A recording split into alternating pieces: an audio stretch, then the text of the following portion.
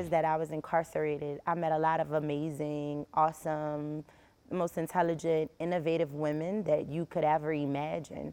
And when I was released, there were two women who I had served time with, one named Victoria, one named Latrice, and they are now both a part of my organization, but they met me at the gate. One helped me to get a job, the other one helped me to get back into school, and I felt like without them, that transition would have been extra hard for me. So what I wanted to do was serve that same purpose in the lives of other women and make sure that if they didn't have anybody else, that they knew that at least I was there and that I cared about them.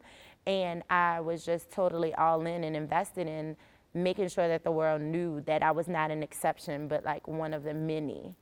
So that's why I do this work. When will the time be up for Black women and women of color to not bear the burden of every single problem in society?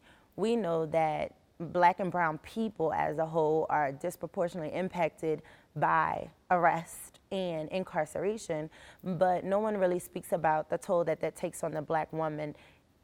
Even if she's not the one that's incarcerated, her and the family, you know, bear the brunt of the responsibility.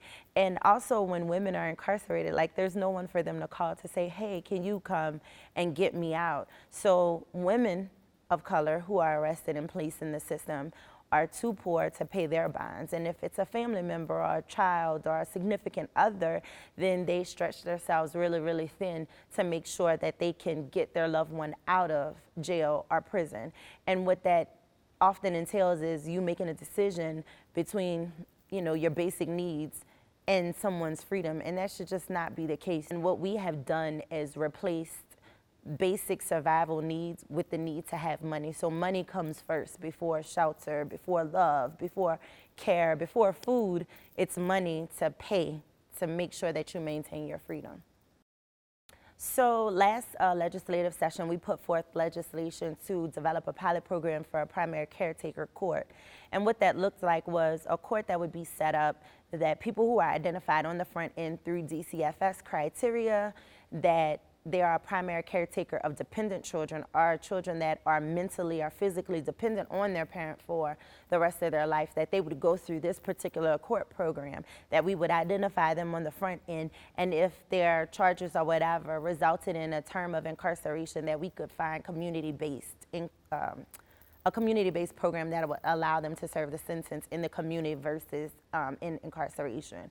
So we're currently piloting the program, but what we quickly found out is that because the question is never asked if an individual is a primary caretaker or a parent during bail consideration, we had no knowledge of how many kids were being affected behind a parental detention. So we are fighting currently to get the question included in the bail hearings. So then that way a parent can be identified on the front end. Any change in history begins with one person.